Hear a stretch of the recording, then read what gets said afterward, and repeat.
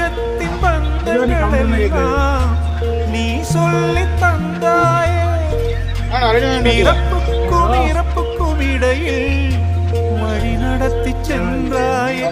உனக்கே ஓர் தொட்டில் கட்டி நானே தாயாய் மாறிட வேண்டும். ஆராரிராரோ நான் இங்கே பாட தாயே நீ கண்ணுறங்கு என்னோட மடி சாய்ந்து.